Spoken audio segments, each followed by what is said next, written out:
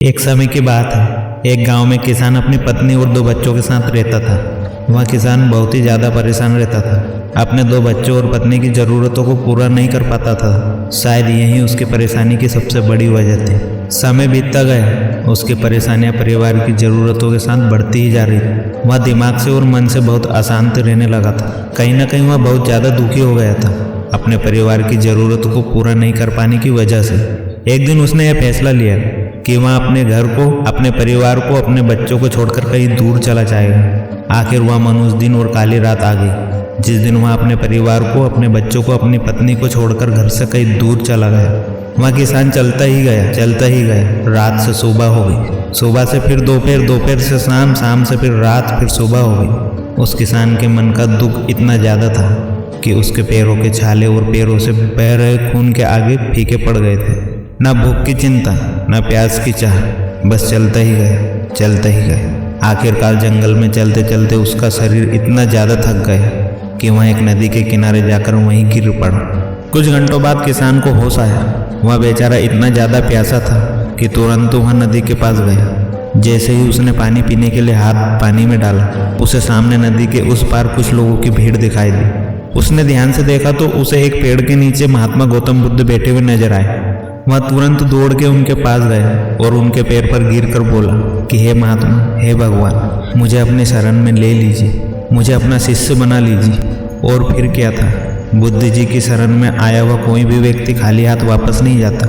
यह किसान तो केवल उनका शिष्य बनना चाहता था। महात्मा गौतम बुद्ध जी ने उसकी मनोदशा को देखते हुए उसे अपना शिष्य बना लिया। महात्मा गौतम बुद्ध और उनके शिष्य वहाँ पर केवल विश्राम कर रहे थे। उनका विश्राम भी पूरा हो चुका था। वह किसान भी अब महात्मा गौतम बुद्ध जी का शिष्य बन चुका था। अब समय हो चला था आगे की यात्रा को पूरा करने की। गौतम बुद्ध और उनके शिष्य आगे बढ़ते चले गए। कुछ दूर निकल जाने के बाद गौतम बुद्ध जी को बहुत जोर की प्यास लगी। उन्होंने अपने इस नए शिष्य अर्थात किसान से बोला कि प्रिय शिष्य, जाओ, पास में एक तालाब है, वहाँ से मेरे लिए पानी लेकर आओ। किसान बोला, जैसे आपकी आज्ञा भगवान। किसान तालाब की तरफ चल दिए। तालाब के पास जैसे ही किसान पहुंचा, उसने देखा कि उस तालाब में बहुत सारे जानवर उछल कूद कर रहे हैं। वे सारे जीव जंतु किसान को देखते ही तुरंत वहां से भाग गए। किसान बहुत ही खुश हुआ और उस तालाब की तरफ चल दिया पानी लेने के लिए। लेकिन जैसे ही किसान ने तालाब के पानी की तरफ हाथ बढ़ाया, उसने देखा कि पानी बहुत ही ज़्यादा गंदा था। किसान निराश होकर वापस गौतम बुद्ध जी के पास आ गया।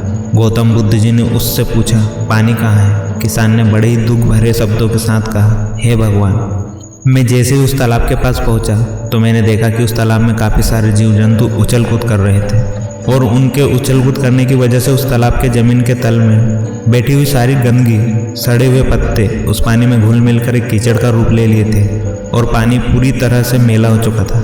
यही कारण है कि मैं वह पानी लेकर नहीं आया, क्योंकि वह पानी नहीं, कीचड़ हो चुका था। महात्मा बुद्ध जी उस किसान की बातों को समझ गए और मुस्कुराते हुए उन्होंने कहा कि मैंने तुमसे तालाब का पानी मांगा था, मैंने यह नहीं कहा था कि पानी अगर गंदा हो तो पानी लेकर मत आना।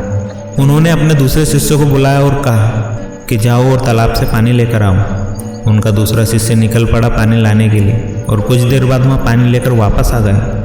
आश्चर्य की बात तो यह थी कि दूसरे शिष्य द्वारा लाया हुआ पानी बिल्कुल साफ था। और उससे भी बड़ी दुविधा की बात तो यह थी कि सारे के सारे शिष्य बड़ी आश्चर्यचकित हो गए कि यह करिश्मा कैसे हो सकता है, क्योंकि पहले शिष्य ने तो यह बताया था कि पानी कीचड़ हो गया था। महात्मा बुद्ध जी ने सारे शिष्यों को यह बताया कि जब सारे जीव जंतु उस पानी में उछल कूद कर रहे थे, तब उस समय उस तालाब के पानी के तल में बैठी हुई सारी गंदगी, सड़े गले हुए पत्ते सब घुल मिलकर कीचड़ रूपी पानी का रूप ले लिए थे। लेकिन जितने समय में पहला शिष्य यानी किसान वापस आया और दूसरा शिष्य इधर से गया, उतने समय में उन जीव जंतुओं के भाग जाने के बाद उस तालाब का पानी धीरे धीरे शांत हो गया था। और जैसे जैसे तालाब का पानी शांत होता गया, उस तालाब के कीचड़ रूपी पानी में घुली हुई सारी सड़ी गली पत्तियां और मिट्टी धीरे धीरे शांत होकर उस तालाब के तल में नीचे जाकर बैठ गए, जिससे उस तालाब का पानी शांत होकर साफ हो गया और सब गले हुए सड़े हुए पत्तियां भी शांत होकर आराम से उस तालाब के तल में जाकर बैठ गए थे। प्रिय शिष्यों, अगर उस तालाब में किसी भी तरीके का कोई हलचल नहीं होता तो उस तालाब की हर एक चीज़ जिसको जहाँ पर होनी चाहिए थी वो वहीं पर ही रहती। उन जीव जंतुओं के हलचल की वजह से तालाब के तल में बैठी हुई सड़ी गली पत्तियां, मिट्टी उस शांत पानी में मिलकर एक कीचड़ का रूप ले लिए थे और पानी भी मैला हो गया था। ठीक इसी तरह से हर एक इंसान के जीवन में तरह तरह की समस्याएं, परेशानियां और कठिनाइयां आती हैं। जिसकी वजह से हमारे मन में हलचल सी मच जाती है, हमारा दिमाग और मन अशांत हो जाता है। उसके बाद हम कोई गलत निर्णय अर्थात फैसला ले लेते हैं। लेकिन अगर हम थोड़ा समय देकर उन कठिनाइयों, परेशानियों और समस्याओं के बारे में समझने की कोशिश करें तो मन की हलचल उस तालाब के पानी की तरह शांत हो जाएगी, जिससे हम अपने जीवन में सही निर्णय का फैसला करते हुए उसका समाधान निकाल लेंगे। किसान को महात्मा गौतम बुद्ध जी की सारी बातें बिल्कुल साफ साफ समझ में आ गई। उसे यह भी समझ में आ गया कि उसके परिवार में आई हुई सारी परेशानियां, दिक्कतें और जिम्मेदारियां भी इसी तालाब के सड़ी गली हुई पत्ती और मिट्टी रूपी कीचड़ की तरह ही है। बस ज़रूरत है थोड़ा समय निकालकर मन को शांत करते हुए उन परेशानियों, दिक्कतों के बारे में समझने और उनका समाधान निकालने की। दोस्तों, समय के साथ साथ हर एक इंसान की ज़रूरतें बढ़ती ही जाती है। हो सकता है किसी की ज़रूरत कम हो सकता है किसी की ज़रूरत ज़्यादा हो, लेकिन हमें उन ज़रूरतों को पूरा करने के लिए मेहनत तो करना ही पड़ता है। हाँ, ये ज़रूर है कि मेहनत करते समय हमें बहुत कठिनाइयाँ और समस्याओं का सामना करना पड़ता है। इसी वजह से बहुत बार हमारा मन अशांत हो जाता है, निराश हो जाता है, दिल दिमाग में एक अजीब सी हलचल होने लगती है, जिसकी वजह से हम गलत फैसला ले लेते हैं। परंतु दोस्तों, हमें घबराने की ज़रूरत नहीं है, हमें अपने दिमाग को शांत करने की ज़रूरत है।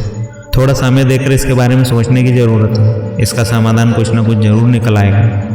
दिमाग को शांत रखें, कोशिश करते रहें, मेहनत करते रहें। समय लगेगा लेकिन सफलता ज़रूर मिलेगी, क्योंकि सब्र का फल मीठा होता है।